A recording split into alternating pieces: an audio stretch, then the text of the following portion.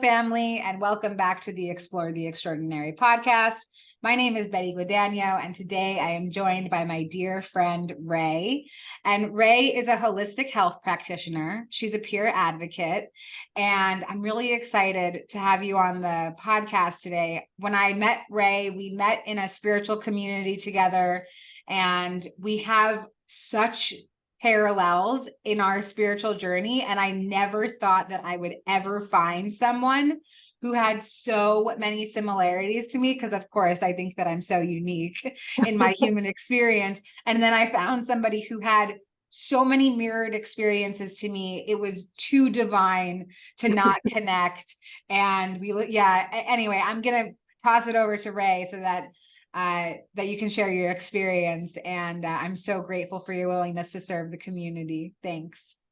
Yeah, Betty, so grateful, so much gratitude for all the events that brought us to be here. It's just, even just talking about that instance of us meeting, I'm brought back like energetically to that like excitement and that like thinning of the veil, right? Because like before, for me, yeah, there was this sort of, oh, like my experience is so my own, and I felt lost in that, like a little bit.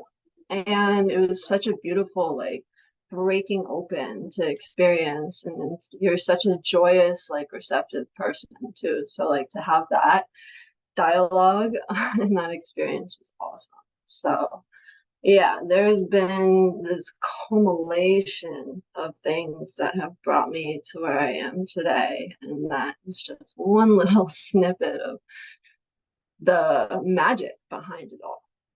Right. And so I guess I'll start from where I feel the beginning is. And it started, yeah, like young, right? I always had this heavy but magical awareness of what was going on around me. And even with my parents, I felt like as much as I respected and loved them, there was just this like not being as present as they could have been in my childhood. And so that was great. It was fine, but it also brought, and so because of that, it brought this opportunity for me to develop it on my own and get comfortable with it. And so, I mean, my childhood was a lot of, there was, some abuse that went on, but the peaceful part of it was, right, like I would be able to leave that knowing that, because religion was such a reason, like a thing for people to excuse the bad actions behind, fear of whatever that comes from religion, and being honest and authentic about real experiences. It brought this ability for me to separate from like this rat race, right? But then I grew up a little bit. Like I got into my teen years, and when I was a teen, even before, but like I wanted to like fit in. I wanted to see what the big deal was. It terrified me a little bit because I had older brothers who were more experienced than me, and the reaction that it brought was just really intense, like in my family. And so I like dipped a couple feet in, right? And that lack of guidance, I ended up diving like head first, right? So my experience was I ended up using like some like pretty heavy drugs in the end that like were really intense for me. And there was this one instance where I was just super strung out, and I ended up like making this somatic memory in my body that even after my sobriety, it was such a, it was a guide, but it was also such like a a heavy guide, right? The somatic memory. And like, not only to add on to that, right? The magical experience that I had that got me sober, right? Like, I have, I grew up with a very dear cousin of mine. We were separated by different states and different high schools and schools growing up. But every time we were together, and even when we were apart, it was just this solace that came like into my heart. And just knowing that she was there, like, made everything better. And, you know, like I said, different lives. She got into drugs on her own too. And long story short, she passed away. And my family was like, whoa, that's really intense. She was younger than me. They're like, what are you going to do? Die as well? And so they sent me to go do this psychedelic experience with this medicine called Ibogaine. And I like hadn't really, you know, dived into that realm of myself for so long because I had been using such heavy drugs and now it was so unfamiliar. And so she was this guide for me, you know, coming out of that experience and with this heavy somatic memory that I had developed in my right before getting sober, heaviest, like kind of rock bottom area. And so it was just, even in my heaviest moments, right, there was this peace that would come over me, like just this peace and this pink aura, and everything would glow, right? In these moments where I just felt so desperate, like nothing was working. The universe was all, you know, and against me, right? And so like I was able, with like this guidance of her and just my nature, right? Like just kind of feeling out what that was again, right? Because with drug use, at least in my experience, my intuition had been hijacked so many times by the drug use. And so it was an interesting journey, right? Like coming through that. And the reason I bring up the somatic memory as well is because it's been this onion for me. Like I was very like tight and tense in the beginning of my sobriety, and I had this memory of like sitting in this church right after my cousin's wake, like not in a good way, with my like rehab people, and I was all like tense and twitchy, and they're like, I remember when I was like that. And I was like, okay, yeah, this is a challenge. It's going to be a challenge for me to move past, right?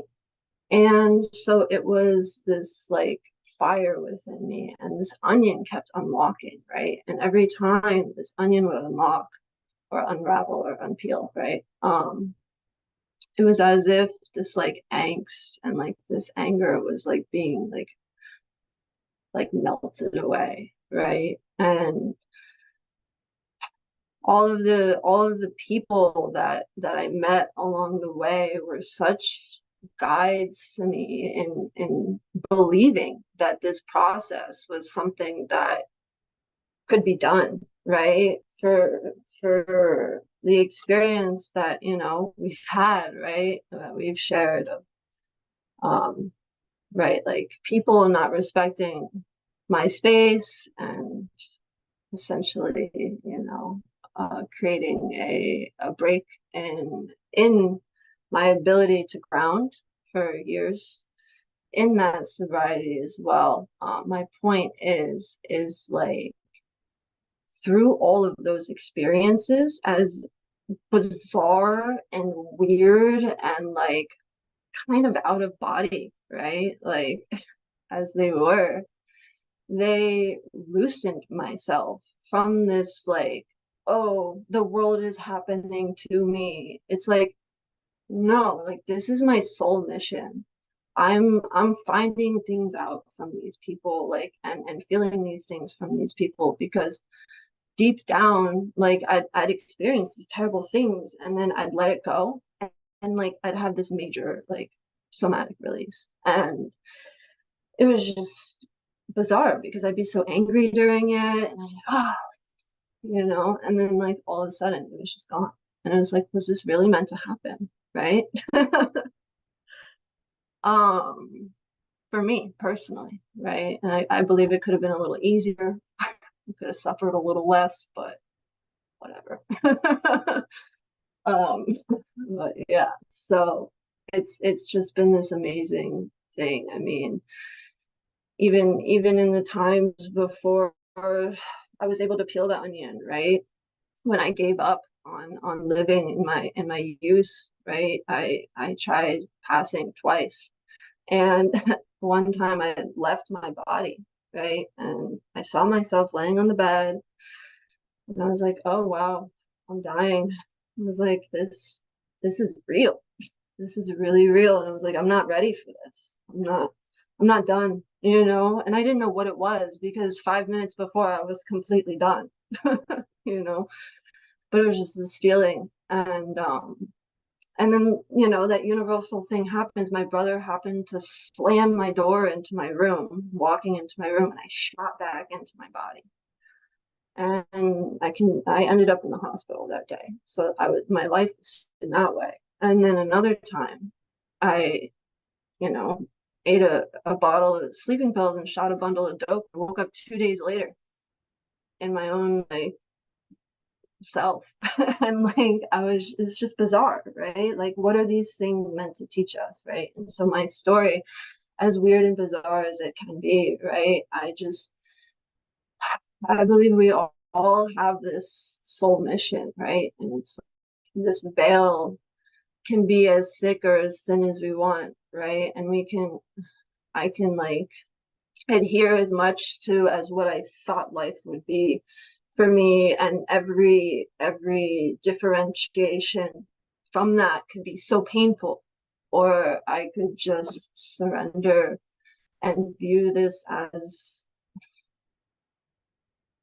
the story of the continuation of my soul and figuring out what that really means. So super grateful to be here to share my experience.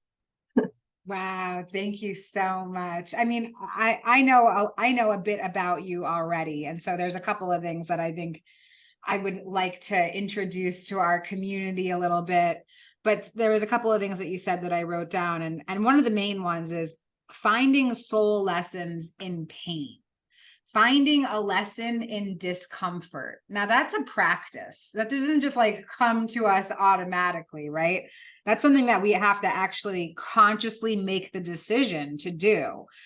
Even like in my present moments, you know, like where something uncomfortable is happening or I'm presented with a personality that I don't necessarily like, I have to make the conscious decision to say, this person is a reflection of you. What are you not looking at within yourself? Why are you seeing this reflection in another person? And it is annoying.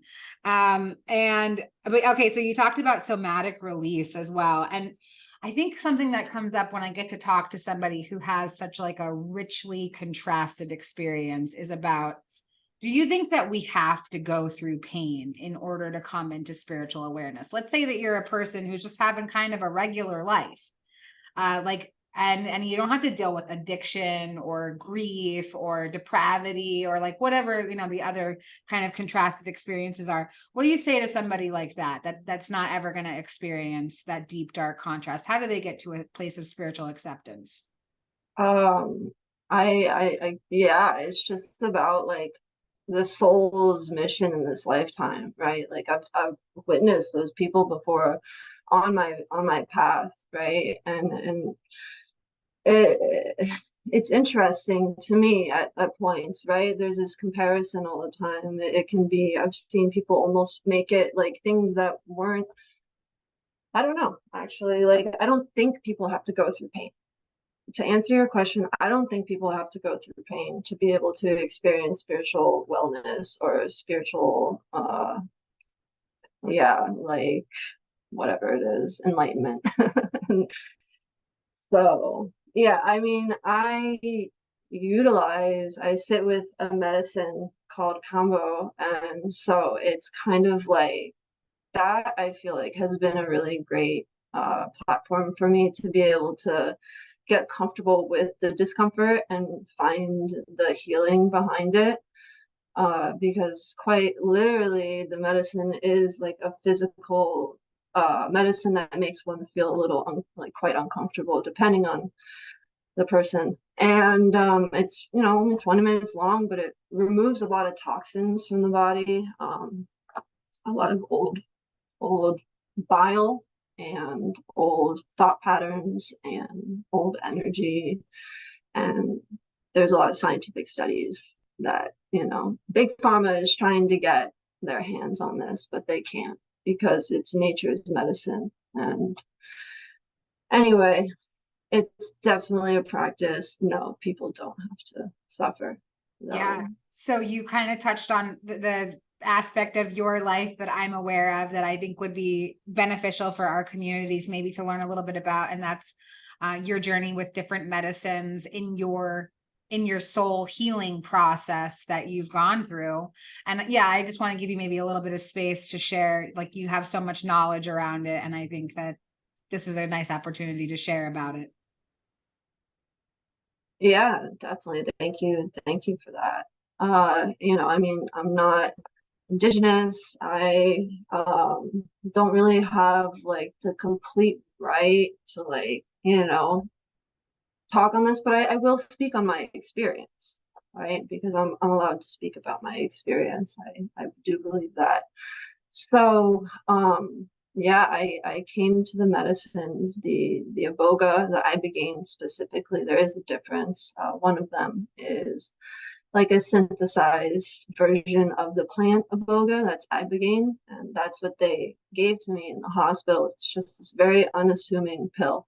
And you know, I took it and I asked for more, and they were like, no, no, no, you just wait. And oh, I experienced many things.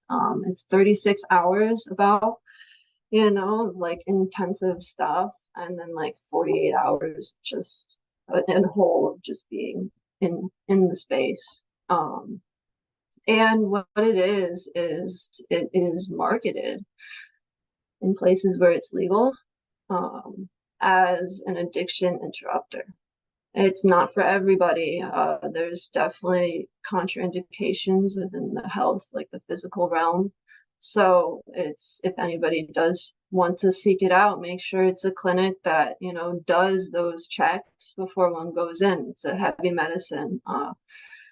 Physically, it's on the heart, it's dehydrating. So I had to be hooked up to a heart monitor and IV drip of saline, and just to get to the meat of it though, right? Like, it took me through my life before, during, and after my experiences in awareness and memory.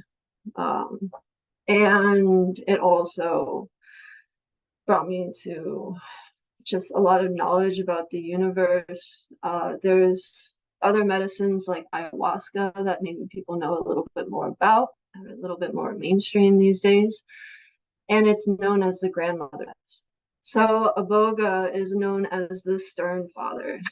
So takes you through your life and it's like, this is a waste of time. Get rid of this. Nope, nope, nope. And so it also like wipes the serotonin and the dopamine clean in the brain, and it increases the plasticity of the brain as well. So for months afterwards, that's where the person is able to have that elongated, and it removes, for most people, for some people after a flood dose, which is a high dose, it removes withdrawals. So that, all of that combined, right, that plasticity, it gives people like those 2 months after that dose of that flood dose of just being able to, and I mean, I've seen people not be able to sleep for a month afterwards just because of the energy of the medicine itself. It's like, and it sounds like the whole jungle is buzzing in your ears and can't quite like stand up straight.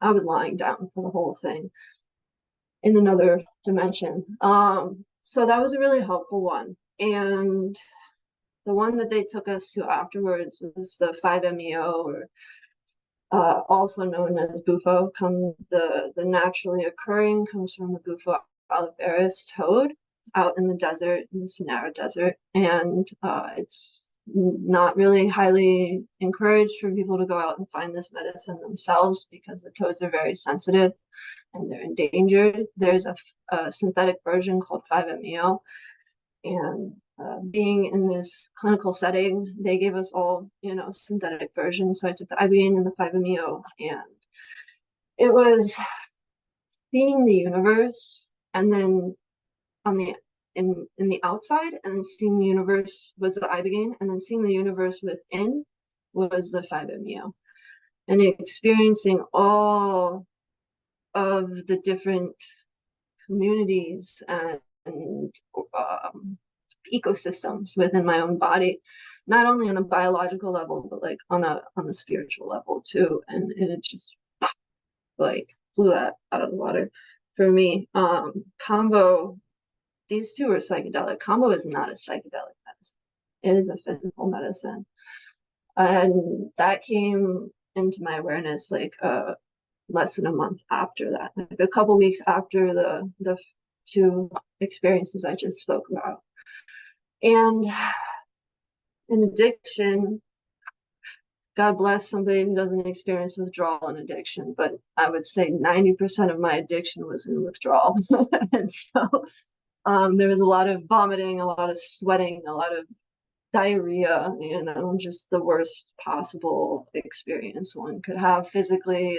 A flu, it's a flu. Like imagine like a 6-year-long flu. And so this Kambo medicine, it comes from the Phylomedusa bicolor frog, which is a frog in the Amazonian rainforest, and it's used by the indigenous people. I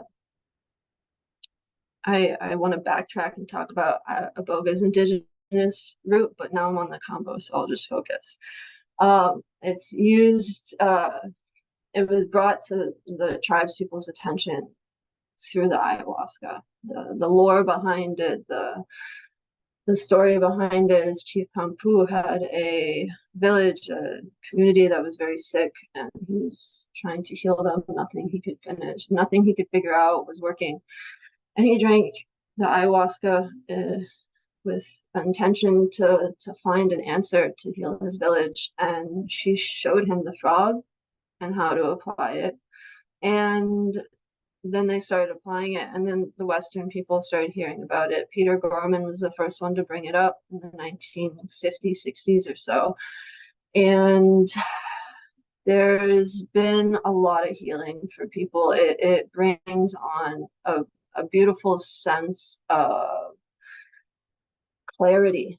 It's used to clear the panema, the bad luck, the bad energy. It's used to increase their ability to hunt well, right? So if you translate that, like that's their food, that's their wellness, that's everything to them. So if you translate that to like our lives, right, like how we can relate and recognize that, is like our wellness in every way, right? Like how do we eat in every way? And that's how the Kambo has really helped me. Yeah, and you could go on, there's more, but thank you. The reason why I wanted to talk about this a little bit is just because it's information. Like it doesn't mean that you should do something or you shouldn't do something or whatever. It's just like this is the information that's out there. Whenever I hear stories about how people discovered these plants that are truly medicine in the world, it's always the most mystical, magical story. Like, how could you come to this? Graham Hancock has a great TED Talk where he talks about the roots of ayahuasca and how the indigenous people came to find the vine that would activate the ayahuasca. And they said that the star people told them where to find this one specific vine out of tens of thousands of vines. And, like just that story alone, I'm like, okay, there's something bigger at play. And so, yeah, it's crazy, right? So one of the questions that I wanted to ask you is, you had mystical experiences that were brought on by medicines. And I want to hear about your answer to the validity of them. Like, do you feel like they're any less valid because they were brought on by some sort of medicine? No. Yeah, no, I don't think so, right? Because I wasn't I wasn't meant to experience it in any other way. And it's just what was meant for me. And I think that if anything, it helps my ability to verify its strengths, because it gave me a platform to really dive into that rather than it come flooding forward for me, which would have been far more confusing, I feel like. And yeah, it's definitely been a blessing for me. I don't think it's any less valid.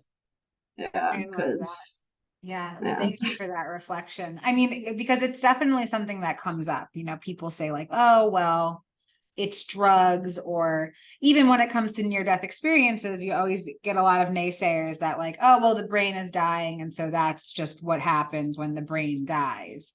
But you know, we're all having these mirrored experiences, whether they're brought on by plant medicine or a death experience or an outer body experience or deep in meditation or whatever the way that it comes. And I love the way that you framed it. This is the way that you were meant to experience it. And I feel like we all have ways that we're meant to experience things. And I love that framing of it. But, you know, regardless of how we experience them, they are all mirrored. Like we all have sort of the same experience. We all go to the same spaces. We all see the same things. And it might vary in degree, but there's just so many similarities. It's impossible to say that we're not entering like the true spiritual realm. Yeah, definitely. I mean, just full compassion for the people that like aren't ready to experience that buoyancy in their life and their spirit. If you know, that's just the way I kind of feel about it.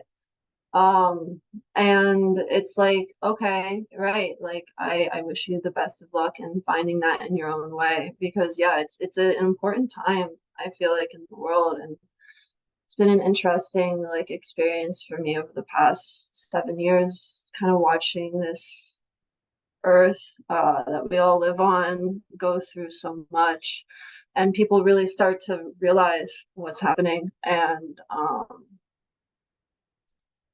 you know, I lost my train of thought, the connection I was making in that. But my point is, oh, because it's yeah, like the fact that they aren't ready to see it, like maybe they're scared. I was scared, you know, that's okay. Doesn't mean Yeah, my experience is any less valid than theirs. right. Do you think that everyone will have a spiritual awakening in their lifetime or this lifetime, this time that we're in now? No, not particularly.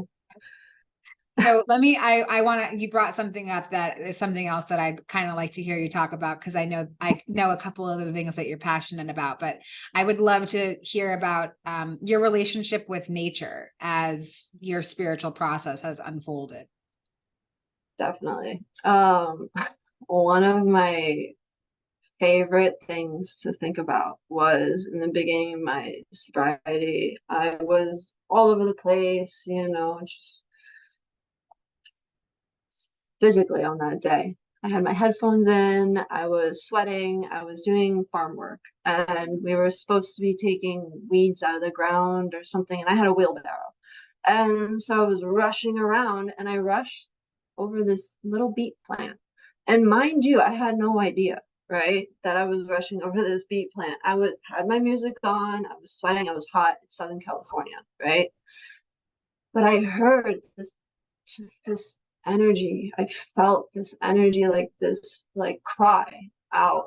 This like, oh, you know, and I turned around and my wheelbarrow had gone over this baby beet plant.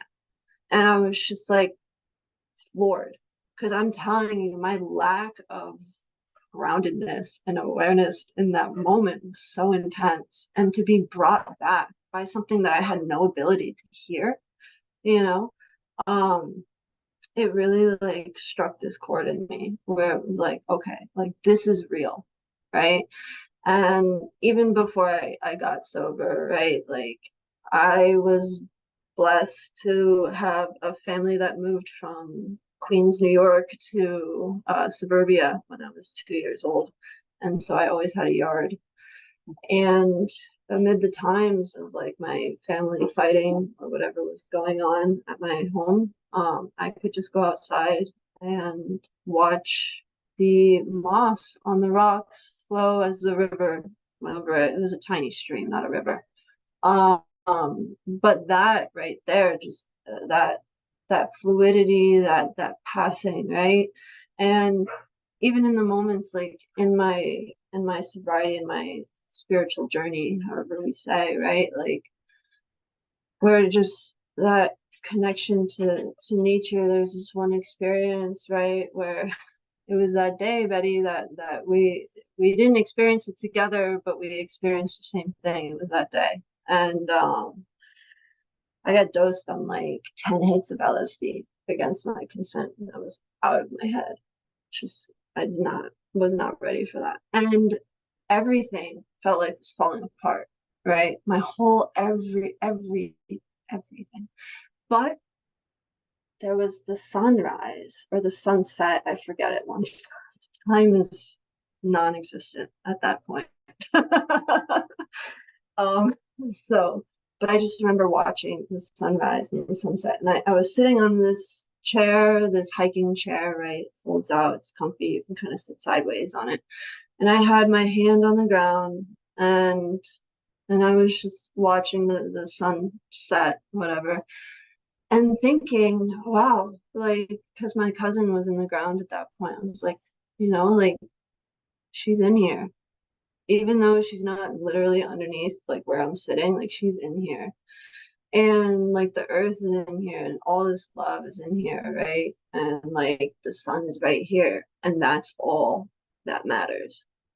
And, of course, when I, took a lot of work to really, like, integrate that, right? And so that was a really beautiful experience for me, and coming more intimate with nature, right? And even further on, having the experience of like growing gourmet mushrooms, right? Like being able to connect with such a beautiful energy, and being able to not only like witness that strength, but also that fragility, and that knowledge, and that chance, right? Because even with the same mushroom, right, you could have a genetic mutation and something looks so different, and it's like it's so freeing, right? Looking at nature in all these different ways, right? It's like, okay, we have like these laws of physics and like these laws of this and that and whatever, but the thing is there's still so much variation in it. And like that's where like the magic happens. I feel like we try so hard to like make sense of everything, and that's a great foundation, but then where all the magic comes in, right? There's this cave in Northern California that has these crystals that come out of the wall in like curlicues and like different shapes. And these crystals are so fragile that water or a finger or the wrong amount of anything will crack it and dissolve it. But for some reason, the water in that cave during that time of formation was able to create such a space, right, for these crystals to grow, and in such a unique form that there's only all the caves in all the world, I think only 5% of them have a handful of these in there. And yeah, I love nature. Oh my goodness, I love you so much. I love like, yeah, like I shared before, we have so many parallels. We're not the same personality, we're not the same person, but we have so many parallels, and your ability to see life through the lens that you do, I find it so admirable. And I love witnessing your journey and like being a piece of it with each other. I also felt that same excitement when I shared about like our parallels and finding each other, because that's really been such a huge part of my own spiritual journey, is finding my people. And that doesn't necessarily mean that we're in each other's life all day, every day. It means that we have these little moments of intersection with each other. And it's that remembrance that, oh yeah, we planned this out before, to find Yeah. each other and to affirm each other and to not feel alone. And I get that so much with you. Like, I'm covered in goosebumps right now. I'm so, so Hey. grateful for your willingness to come and chat today and to share this really vulnerable, authentic piece of yourself and to stand in your spiritual truth and to share your knowledge with us. And I'm just so grateful. I just want to see if there's anything else that you'd like to share to feel more complete about our time together. Well, I'll just reflect that back to you, Betty. I mean, like, you witness me and I witness you in your growth and your experience. And it's just like, it's such an honor and it's such an inspiration to see you speak your truth, and like, just keep standing in your power, right? And it's such an inspiration to just keep on for me, like fighting that good fight and walking that walk, right? And to talk the talk, let myself do that, so thank you so much for giving me this opportunity. I really appreciate it. And you just have such a beautiful soul, and there's so much everything that, goosebumps. Yeah, all love and oneness. Love you so much. Okay, guys, we'll see you next time. Thanks so much. Be wavy.